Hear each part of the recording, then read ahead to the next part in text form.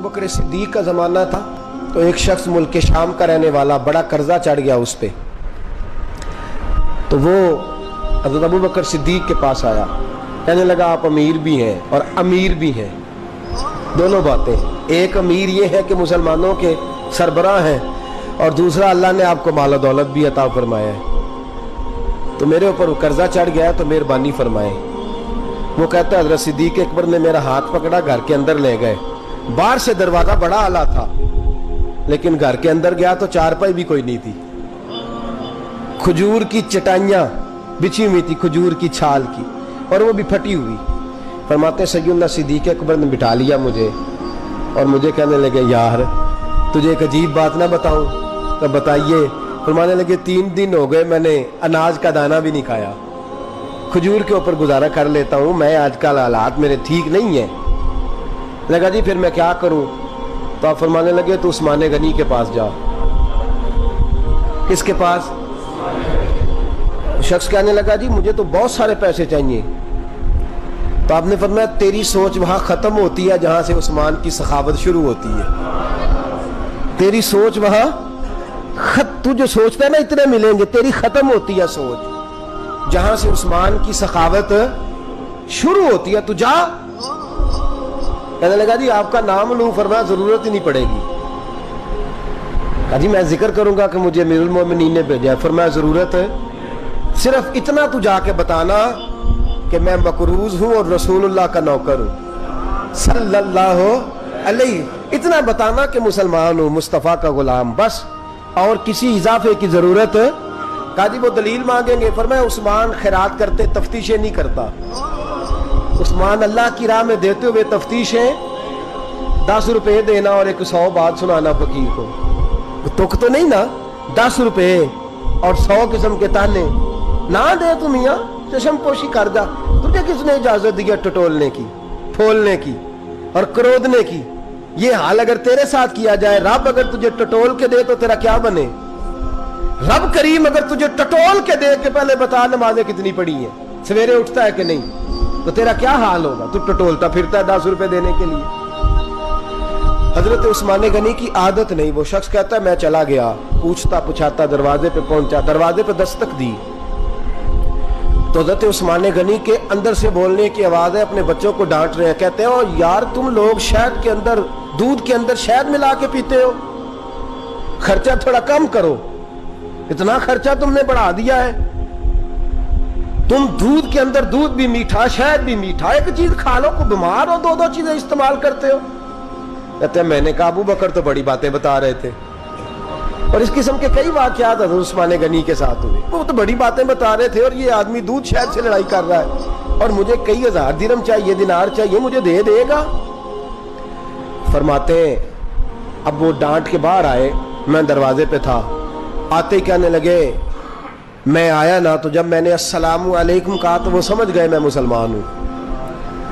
कहते वालेकुम कहा तो पहला जुमला उन्होंने जो बोला वो उनके बड़ेपन का मुजाहरा था। कहने लगे बच्चों को एक बात समझानी थी, आने में मुझे 1.5-2 मिनट लग गए, तू दरवाजे पे खड़ा रहा, मुझे माफ कर देना। बड़े लोगों की बड़ी बातें, बड़े लोगों की बड़ी बातें, इतना बड़ा कद है उतना बड़ा इखलाक है। कहने लगे तुझे एक बात बच्चों से करने लग गया था, तुझे इंतजार करना पड़ा, जरा दरगुजर करना। कहते हैं फिर उन्होंने दरवाजा खोला, जो उस वक्त उनका माहौल था हवेली का, ड्राइंग रूम का, जो भी, मुझे बिठाया। कहते हैं मेरे लिए जो पहली चीज आई वो दूध के अंदर शहद डाल के वो लाए। कहते हैं मेरे दिल में ख्याल आया घर में झगड़ा कर रहे थे, मुझे पिलाया, उसके बाद खजूरों का हलवा आ गया। कहते हैं मैंने कहा बच्चों को कह रहे थे एक मीठी चीज इस्तेमाल करो, मेरे लिए 3-3 आ गई है, 3-3 आ गई। अजीब शख्स है। कहते हैं मैं, लेकिन अभी मेरा तसव्वुर जमा नहीं। मैंने कहा इतना तगड़ा नहीं जितना हज़रत अबू बकर ने बताया है। कहते हैं खिला पिला के ना फिर पूछने लगे कैसे आए हो, कैसे आए हो? तो कहते हैं मैंने कहा कि जनाब मैं मजबूर हूं। आज बहुत सारे लोग हैं ना जिनके पास किसी की बात सुनने का टाइम ही नहीं। कहते मोटी मोटी बात करें, आखिरी आखिरी। हजरत उस्मान गनी पूरी खिला पिला के कहने लगे कैसे आना हुआ? कहते मैंने कहा जी मैं मुसलमान हूँ, मुल्क के शाम के मुज़ाफ़ात के एक गांव का रहने वाला हूँ, कुछ कारोबारी मुश्किलात आई तो मैं मकरूज हो गया, میرے اوپر قرضہ ہے, مجھے کچھ پیسوں کی حاجت ہے. فرمانے لگے میں نے کچھ پیسے کہا, انہوں نے ایک آواز دی تو ان کا غلام آیا ایک اونٹ کے اوپر لدا ہوا سامان لے کے. کس کے اوپر؟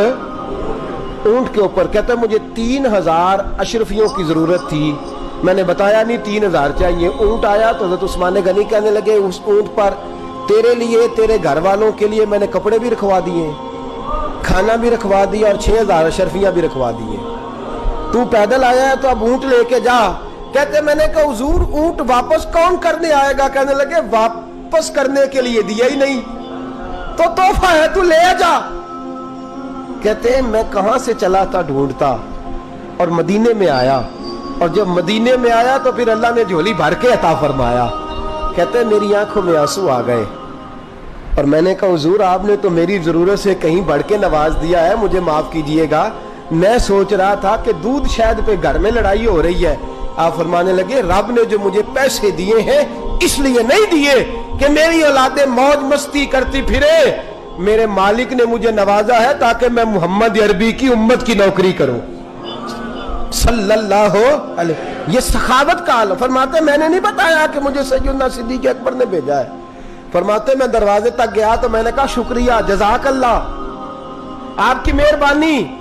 تو مسکرا کے فرمانے لگے میرا شکریہ ادا نہ کر, ابو بکر صدیق کا کر.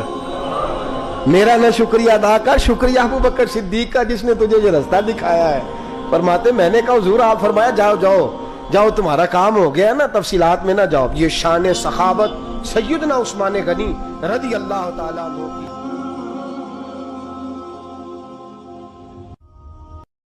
حضرت عثمان غنی رضی اللہ تعالیٰ عنہ فرماتے ہیں کہ جس دن حضور نے تبوک کے لیے جیش اسرا کے لیے اعلان کیا نا, تو حضرت عثمان غنی فرماتے ہیں کہ حضرت ابو بکر صدیق تو سارا مال لے آئے تھے, جناب عمر آدھا لے آئے تھے, مولا علی شیر خدا نے جی کھول کے دیا تھا, لیکن 800 گھوڑے بما پالان کی ضرورت تھی, یعنی 800 فوجیوں کا خرچہ.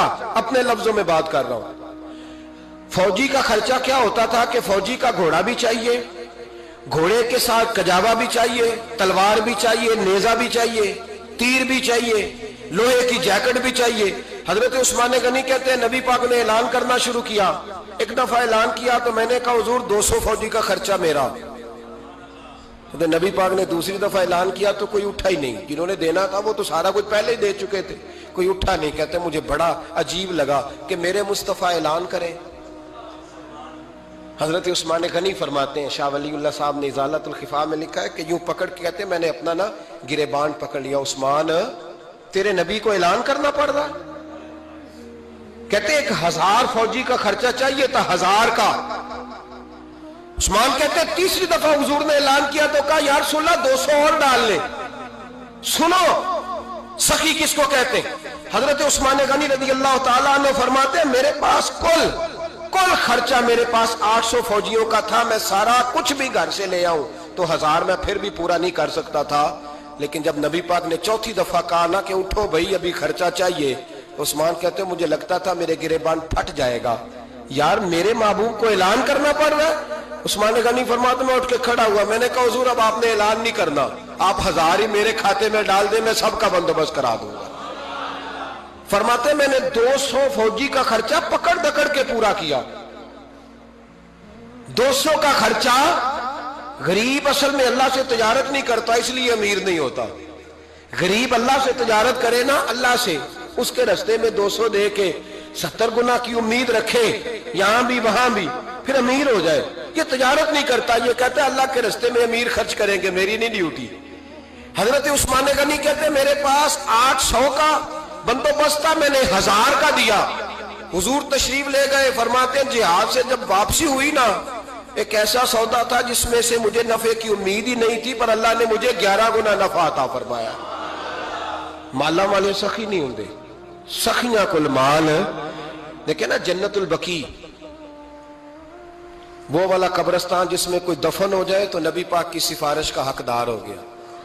وہ والا قبرستان جس کا نام ہی جنت ہے. وہاں نا ایک یہودی اپنے جانور باندھا کرتا تھا, تو سرکار ایک دن اس طرف گئے تو واپس آئے. حضرت عثمان غنی قریب کھڑے تھے نبی کریم صلی اللہ تعالی علیہ وسلم نے فرمایا عثمان اس جگہ کی طرف ذرا چکر لگانا، جگہ بڑی اچھی ہے۔ عثمان غنی گئے، جگہ خرید کے واپس آ گئے۔ حضور نے فرمایا ہوا ہے؟ عرض کی حضور خرید آیا ہوں۔ فرمایا میں نے تو چکر لگانے کا کہا تھا۔ کہا یا رسول اللہ آپ نے یہ بھی تو فرمایا تھا جگہ بڑی اچھی ہے، تو جس کو آپ نے اچھا کہہ دیا یہودی کے پاس تو نہیں نہ رہنی چاہیے، تو میں نے خرید دی۔ شرم نہیں آتی لوگوں کو۔ حضرت عثمان کے بارے میں بات کرتے ہیں، جس قبرستان میں سیدہ پاک بی بی صاحبہ حضرت فاطمہ الزہرا آرام کر رہی ہے، وہ زمین حضرت عثمان نے تحفہ دی ہے۔ حیا نہیں آتی بات کرتے؟ شرم نہیں آتی؟ یہ صدقہ سیدہ فاطمہ کا ہی ہے، انہی کے لیے اللہ نے تحفہ دیا، اور اس کے پیسے حضرت عثمان غنی نے ادا کیے۔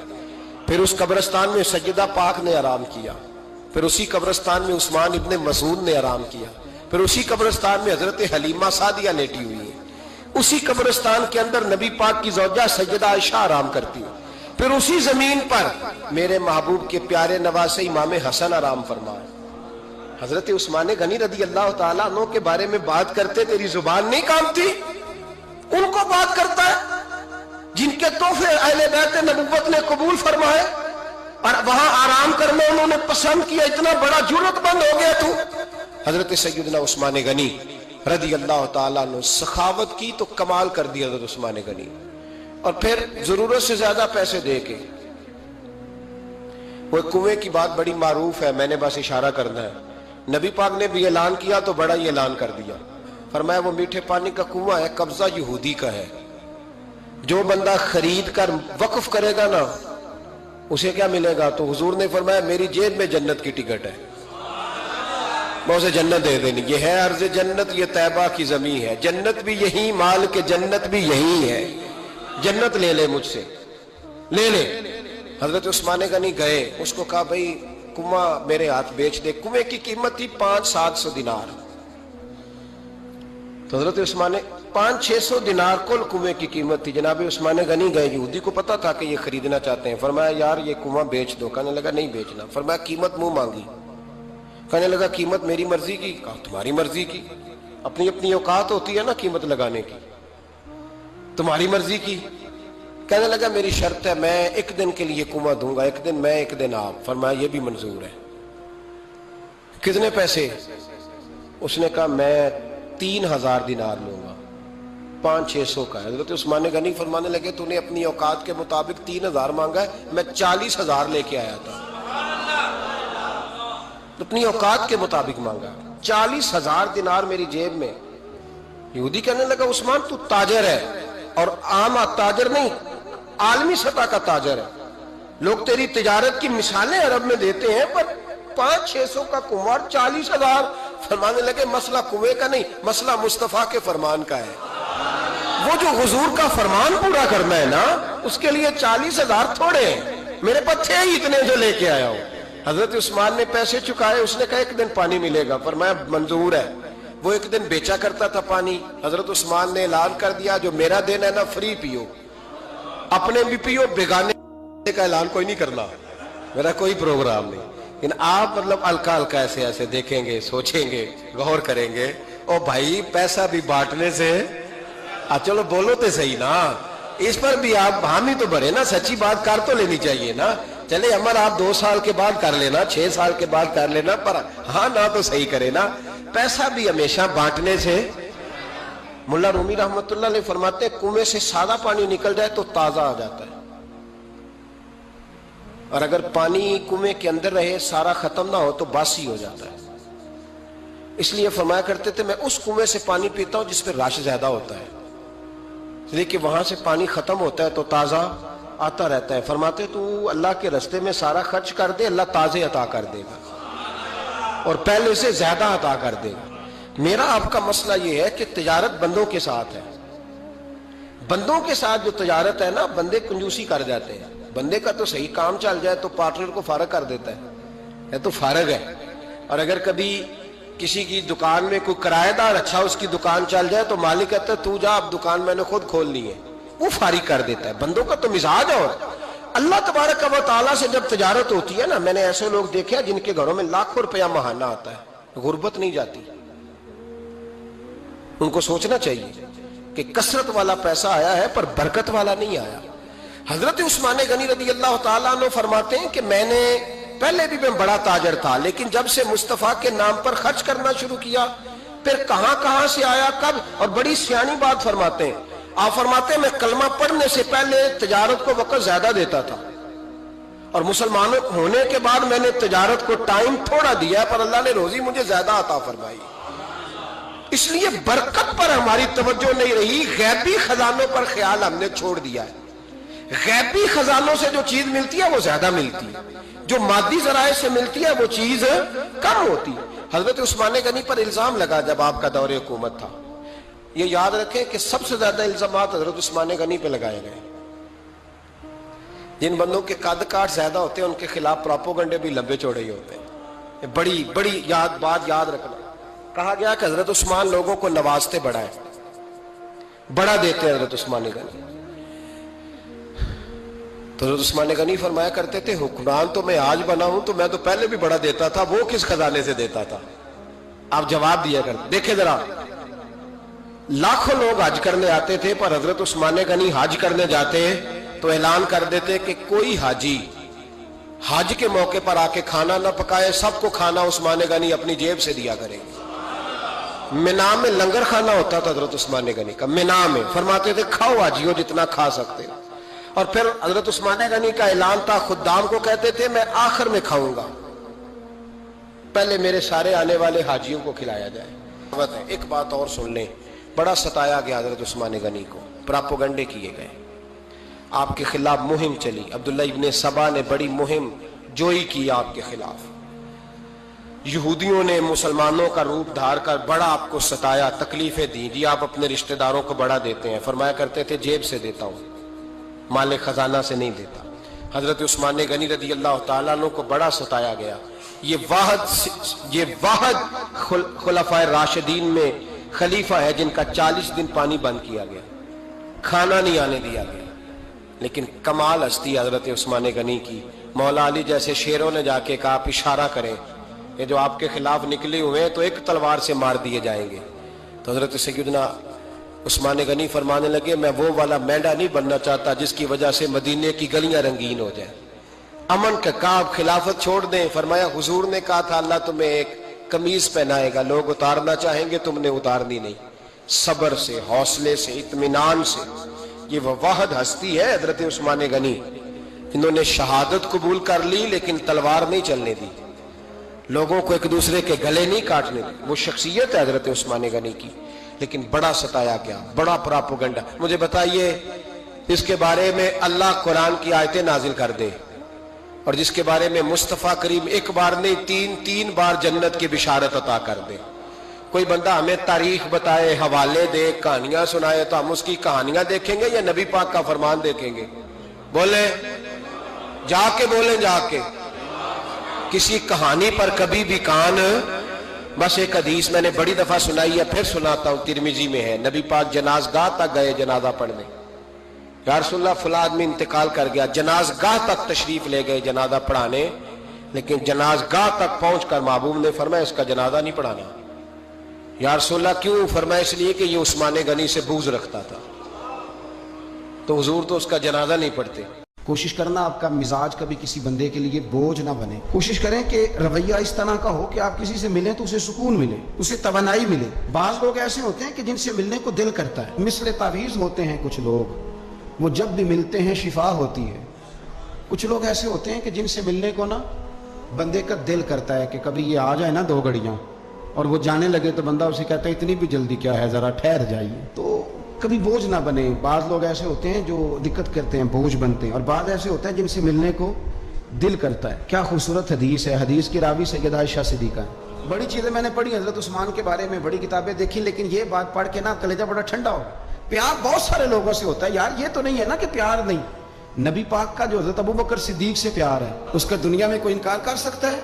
حضرت عمر کو جو حضور چاہتے ہیں کوئی انکار کر سکتا ہے؟ اور مولا کائنات شیر خدا جن کو حضور نے فرمایا کہ جدھر علی ہوتا ہے حق بھی خود بخود ادھر ہو جاتا ہے، حق مڑ جاتا ہے جدھر علی مڑتا ہے، اتنا بڑا۔ اور فرمایا من کنت مولا، جس کا میں مولا علی بھی اس کے تو یہ کوئی حد ہی نہیں ہے، حضرت مولا علی سے حضور کے پیار کی کوئی حد ہی نہیں ہے. یہ دنیا میں واحد بندہ ہے، ساری دنیا حضور کو مناتی تھی، علی روٹھ جاتے تھے تو مصطفیٰ منانے جاتے تھے. یہ سب سے پیار ہی نرالا ہے. لیکن ذرا سننا بات، اور یار یہ بھی ایک رنگ ہے زندگی کا. اور مطلب آپ کیا سمجھتے ہیں کہ وہ جو لیڈر ہے اس کے سینے میں دل کوئی نہیں؟ آپ کا کیا خیال ہے کہ جو مفتی ہو گیا تو اس کے سینے میں دل نہیں رہا؟ جو پیر ہو گیا تو کیا اس کے سینے میں پتھر بن گیا، دل نہیں دھڑکتا؟ درد اگرچہ جان گزل ہے، کیا کروں، دل ہے. غم عشق اگر نہ ہوتا تو غم روزگار ہوتا. یہ ہوتا ہے، دل میں درد بھی ہوتا ہے، کسی کو ملنے کو بھی دل چاہتا ہے، انسان سفر بھی کرتا ہے، کبھی وہ کہتا ہے کہ اور کوئی نہ ہو، میں ہوں، میرا محبوب ہو. دل جو ہوا کیا کیا جائے. لیکن نبی کریم صلی اللہ علیہ وسلم بیٹھے بیٹھے نہ چپ کر گئے، اور دیر کے بعد حضور نے فرمایا، سیدہ عائشہ صدیقہ، سیدہ حفصہ تھی، حضور نے فرمایا عائشہ کسی صحابی کو بلاؤ مجھ سے باتیں کرے. یہ پہلو نرالا ہے، کسی کو بلاؤ ذرا مجھ سے باتیں کرے. تو جناب عائشہ کہتی ہے میں نے آؤ دیکھا نہ تاؤ دیکھا، بیٹیاں تو بات ہی باپ کی کرتی ہیں، اور نمبر دوسرا لگ جائے تو پھر بھائیوں کی. حضور نے فرمایا کسی کو بلاؤ ذرا مجھ سے باتیں کرے. حضرت عائشہ صدیقہ عرض کرنے لگی حضور بلاؤں اپنے ابا جان کو؟ جناب صدیق اکبر کو بلاؤں؟ حضور مسکرائے اور مسکرا کے فرمایا نہیں تو رہنے دے، پیار بڑا ہے، نہیں تو رہنے دے. تو حضرت حفصہ کہتی ہیں جب حضرت عائشہ پیچھے ہٹی تو میں نے فوراً آگے بڑھ کے نا تو عرض کی حضور میں اپنے ابا جی جناب عمر کو بلاؤں؟ تو حضور پھر مسکرائے، فرمایا ٹھیک ہے عمر بھی، پر تو مہربانی کر رہنے دے، قربان جاؤں حضرت عثمان آپ کی شان پر، کیا نصیبہ ہے. کہتی ہیں پھر ہم نے عرض کی حضور آپ ہی بتا دیں کس کو بلائیں. تو کہتی ہے ہم نے حضور کے چہرے پر عجیب سی سنجیدگی دیکھی. حضور فرمانے لگے کوئی میرے عثمان کو بلاؤ، کوئی میرے عثمان کو بلاؤ، میں اس سے باتیں کرنا چاہتا ہوں. کہتی ہیں پیغام چلا گیا، عثمان آ گئے، پردہ گر گیا، بیویاں اندر چلی گئیں، حضور نے پہلو میں بٹھا لیا، میرے نبی نے ماتھا بھی چوما، حضور نے پیار بھی کیا، اور فرمایا عثمان اس دن ثابت قدم رہنا جس دن لوگ تمہیں شہید کریں گے. عثمان اس دن ثابت قدم رہنا جس دن فتنے اٹھیں گے. اس دن ثابت قدم رہنا جب لوگ تیری قمیض اتارنا چاہیں گے جو اللہ نے تجھے پہنائی ہوگی. فرمایا اس دن ثابت قدم رہنا. حضرت سیدنا عثمان غنی نے آنکھ اٹھائی، ہلکے سے آنسو چمکے، عرض کی حضور آپ دعا کر دینا اللہ عثمان کی مدد فرما دے گا. اور یار اس کیفیت کو سمجھو، اتنا میٹھا بندہ. حضرت عثمان غنی بالکل نرم مزاج آدمی تھے، ٹھنڈی طبیعت کے تھے. لیکن حضرت عائشہ کہتی ہیں حضور لیٹے ہوئے تھے تو ذرا پنڈلی سے نا تامت مبارک کٹی ہوئی تھی، یہ بخاری مسلم ہے. حضرت ابو بکر آئے تو حضور لیٹے رہے، بات چیت ہوتی رہی. جناب عمر آئے، لیٹے رہے، بات ہوتی رہی. کسی نے کہا حضور عثمان آ گئے، حضور اٹھے، تامت سیدھی کی، حالانکہ بندہ نرم مزاج ہے سب سے. لوگ بیٹھے رہے، باتیں ہوئی، چلے گئے. سیدہ عائشہ صدیقہ کہتی ہے میں نے کہا یا رسول اللہ میرے ابا جی بھی آئے، آپ لیٹے رہے، عمر بھی آئے، آپ عثمان کے آنے پر تو نے بڑا اہتمام کیا. تو حضور فرمانے لگے عائشہ اس سے حیا نہ کرو جس کی فرشتے بھی حیا کرتے ہیں، اور اس کی حیا نہ کرو جس کی فرشتے حیا کرے. وہ کتنا نالائق امتی ہے جو اس عثمان کی حیا نہ کرے، وہ کتنا نالائق ہے جو پھر اس عثمان غنی کی حیا نہ کرے. ہمیں ہر موقع پر سیدنا عثمان غنی کی حیا کرنی. 17 اور 18 ذی الحجہ حضرت عثمان غنی رضی اللہ تعالیٰ عنہ کا یوم وصال ہے. 18 ذی الحجہ کو آپ کو شہید کیا گیا تھا. قرآن پاک پڑھتے ہوئے حضرت عثمان غنی کی زندگی کے 3 پہلو بڑے نمایاں ہیں، 3 پہلو بڑے. ایک تو حضرت عثمان غنی رضی اللہ تعالیٰ عنہ بہت زیادہ سخاوت کرنے والے. میں نے جو لفظ کہے سوچ سمجھ کے کہے، یعنی زیادہ نہیں، بہت زیادہ سخاوت، بہت زیادہ سخاوت. اور دوسرا بہت زیادہ شرم و حیا والے.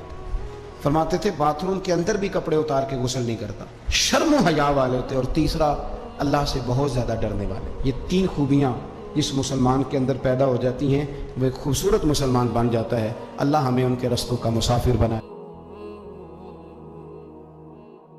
تنہائیوں میں کتاب کھول کے پڑھتا ہوں، تنہائیوں میں پڑھتا ہوں. جب مجھے کبھی لطف لینا ہوتا ہے تو میں صاحب طبقات کی یہ روایت کھول کے بیٹھ جاتا ہوں جب اپنا مزہ لینے کو دل کرے.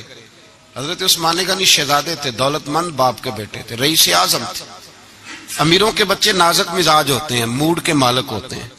بہت بڑے رئیس تھے، پر عشق لگا سی کھیڈاں کھیڑ دی نو، تو پھر کھیڈاں بھول گئیاں.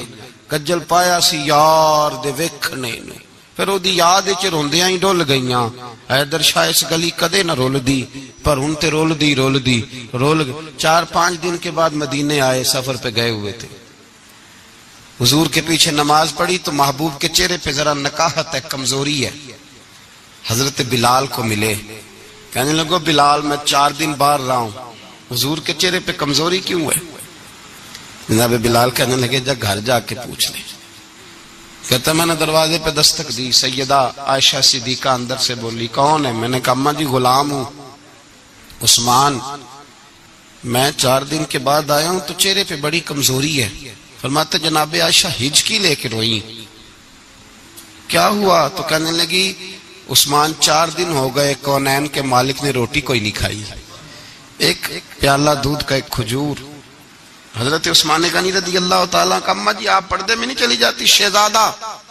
شہزادہ دوڑے گئے، گھر سے اناج کی بوری کندھے پہ رکھی، ہر چیز اٹھائی. غلام کہنے لگا مجھے دے دو، 20 نوکر ہیں گھر میں. فرمایا نہیں، یہ میری ڈیوٹی ہے، میں نہیں کرنی. عثمان خود گئے، رسول پاک کے گھر میں جھاڑو دیا، چولہے میں آگ جلائی. حضرت عائشہ کہتی ہے میں پردے کے پیچھے سے دیکھ رہی تھی، جب عثمان پھونکے مارتے تھے تو داڑھی سے دھواں نکلتا تھا. پھر عثمان جس نے پانی کا پیالہ بھی خود نہیں پیا تھا، اس نے سالن پکایا، پھر روٹیاں پکائیں تو ہاتھ جلے. کھانا پکا کے اور دسترخوان لگا کے مسجد میں حاضر ہوئے. کہا محبوبہ اگر مہربانی کریں تو گھر نہیں آتے؟ حضور تشریف لائے اور جب پہلا لقمہ تن تندور ہڈاں دا بالن تے اسی ہاواں نال تپایا، کپ کپ مکیاں پیڑے کیتے، اتو عشق پلیتھن لایا، تن دی ہانڈی من دا سالن، اتو لون صبر دا پایا. غلام فریدہ میں ساری تیری، تینوں وجہ یقین نہیں آیا. کہا محبوب یہاں بیٹھے تو صحیح، یہاں بیٹھے تو صحیح. حضور تشریف فرما ہوئے اور پہلا لقمہ جب نبی پاک نے منہ میں رکھا تو عثمان تڑپ کے روئے. 600 دینار نیچے رکھے. یا رسول اللہ میں نے دولت کو آگ تو نہیں لگانی اگر تیرے کام نہ آئے. حضور کس کام کی یہ جائیدادیں، کس کام کی؟ اگر آپ کے گھر میں 4 دن کھانا نہ پکے. حضرت عائشہ صدیقہ فرماتی ہیں عثمان تو چلے گئے، یہ کہہ کے تو میرے مصطفیٰ نے پھر ہاتھ اٹھائے اور ایسی دعا دی کہ میں تڑپ اٹھی، میں رونے لگی. حضور نے جھولی اٹھا کے کہا اے اللہ میں عثمان سے راضی ہوں، تو بھی میرے عثمان سے راضی ہو جا. حضرت عثمان غنی رضی اللہ تعالیٰ عنہ ساتھ تھے جب نبی پاک صلی اللہ علیہ وسلم 1400 صحابہ کو لے کے عمرے کی نیت سے نکلے. حدیبیہ کی مقام پر کافروں نے روک لیا، کہا عمرہ نہیں کرنے دیں گے. حضرت سیدنا عثمان غنی کو نبی پاک نے سفیر بنا کے بھیجا. جناب عثمان غنی کئی سالوں کے مکے سے بچھڑے تھے، سامنے کعبہ نظر آیا، احرام بندھا ہوا ہے. جب سفیر بن کے گئے تو ابو سفیان کہنے لگے عثمان ہم تیرے رسول کو تو ابھی عمرے کی اجازت نہیں دیتے، باقی لوگ تو نہیں آتے، وہ سامنے کعبہ ہے، وہ حجر اسود ہے، وہ سارا کچھ ہے، طواف کرنا ہے تو کر لو، استلام کرنا ہے تو کر لو، اگر تم نے کعبے کے اندر نماز پڑھنی ہے تو پڑھ لو، صفا مروہ کے پھیرے لگاؤ، تمہیں اجازت ہے. نبی عثمان غنی فرمانے لگے قسم ہے رسول کی زلفوں کی، جب تک میرے مصطفیٰ طواف نہیں کریں گے عثمان بھی کوئی نہیں کرے گا. عثمان بھی وہ کون سا طواف ہے جس میں طواف اور مدینے والا نہ ہو؟ وہ کون سا عمرہ ہے جس میں عمرہ ہو اور رسول پاک نہ ہو؟ وہ کون سا حج ہے جس میں حج ہو اور امام الانبیاء نہ ہو؟ بریلی کے امام بول پڑے، فرمانے لگے حاجیوں آؤ شہنشاہ کا روضہ دیکھو، کعبہ تو دیکھ چکے اب کعبے کا بھی کعبہ دیکھو. اور فرمانے لگے غور سے سن تو رضا، کعبے سے بھی آتی ہے صدا، میری آنکھوں سے میرے پیارے کا روضہ دیکھو.